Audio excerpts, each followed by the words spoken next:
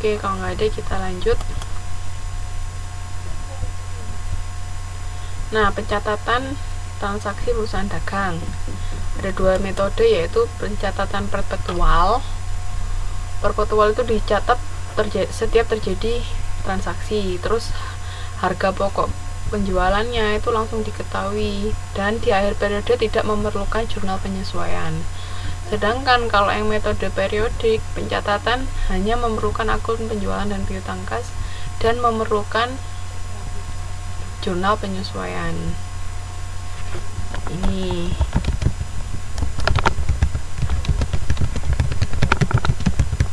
tolong diingat-ingat ya.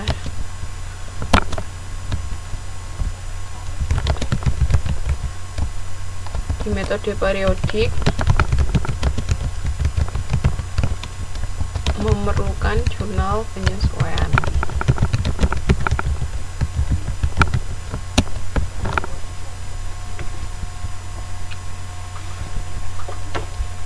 Oke.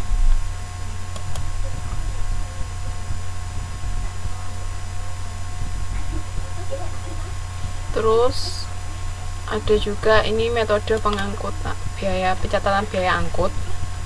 Nah, jadi ketika kita beli barang itu kan pasti dalam jumlah besar, nggak mungkin kita cuma beli 10 barang, itu kan nggak mungkin. Makanya di sini kita memerlukan yang namanya biaya angkut. Biasanya bisa sampai bertruk-truk atau minimal apa enggak 1 truk. Nah, ini makanya kita harus tahu metode pencatatan biaya angkut.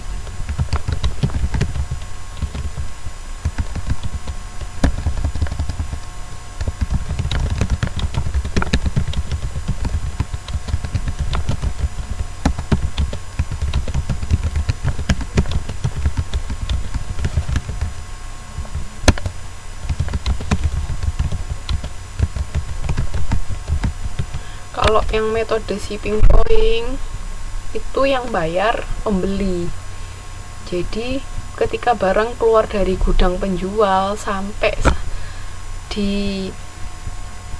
ketika barang sudah keluar dari gudang penjual, itu sudah mulai jadi tanggung jawabnya pembeli. Tapi kalau yang destination itu yang bayar penjual. Jadi mulai barang keluar dari gudang sampai ke tempatnya pembeli itu tanggung jawabnya penjual semua. Makanya kalau yang destination itu yang menanggung adalah penjual.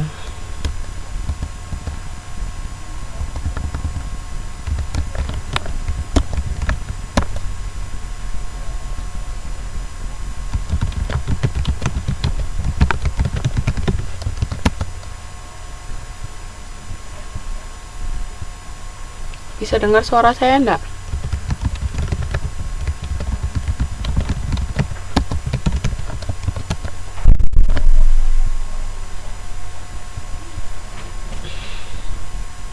Oke. Malam. Ya sudah, tutup sambil ngetik ya. Sebentar, Mas Kunto ini Mas siapa ya? Mas Kunto Bimo ini Mas siapa?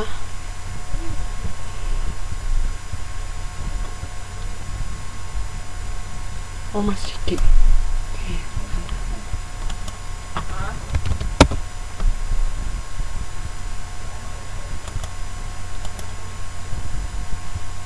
Oke. Jadi pokoknya kalau shipping point itu yang nanggung pembeli, sedangkan kalau destination yang nanggung penjual. Ya, misalnya itu Mbak, nggak pasti, tergantung kesepakatan antara penjual dan pembeli biasanya. Jadi kalau kesepakatan awal yang nanggung penjual ya yang bayar penjual, tapi kalau kesepakatannya yang nanggung pembeli ya pembeli. Jadi nggak ada misalnya apa, tergantung kesepakatan awal. Dari awal perjanjiannya seperti apa, ya udah itu tanggung jawabnya mereka. Jadi kalau kita perusahaan dagang ini, kita bikin jurnalnya bisa dari dari sisi pembeli dan sisi penjual. Jadi tinggal dibalik aja, pokoknya kebalikannya. Kalau sisi penjual pasti kebalikannya sisi pembeli, cara mencatatnya, dapat kreditnya.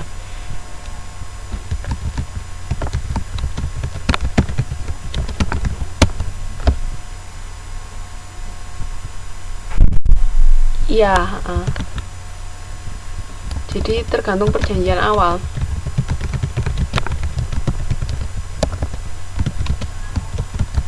Antara penjual dan pembeli, siapa yang mau bayar biaya angkutnya itu tadi. Jadi kalau misalnya ada soal kita jadi penjual dan metodenya destination, ya berarti kita yang nanggung. Tapi kalau kita dari soal itu kita jadi pembelinya, metodenya destination, ya berarti jangan dimasukkan ke hitungan kita, karena kita sebagai pembeli kan nggak perlu menanggung biaya itu, gitu aja.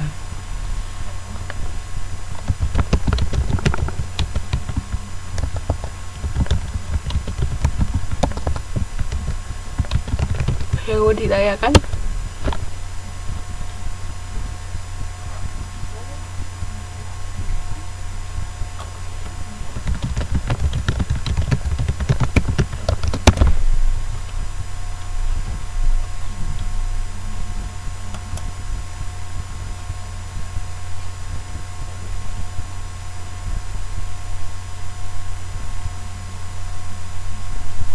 tadi masih ingat metode apa yang menggunakan jurnal penyesuaian pada akhir periode?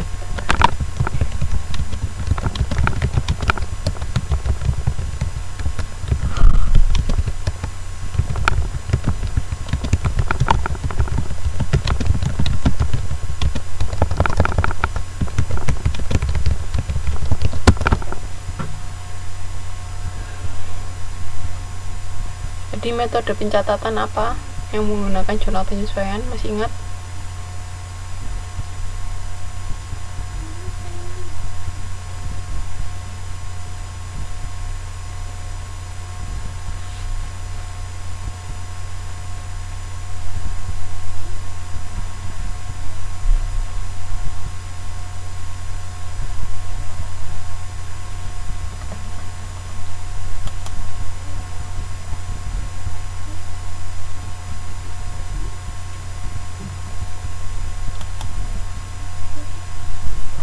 Yang lain?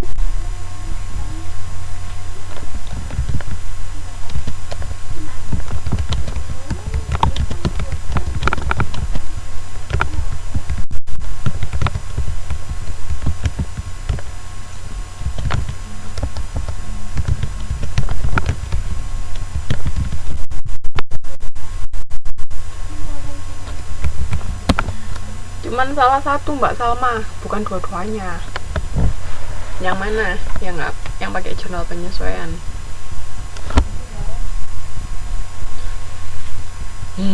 Bukan dua-duanya, salah satu yang pakai jurnal penyesuaian.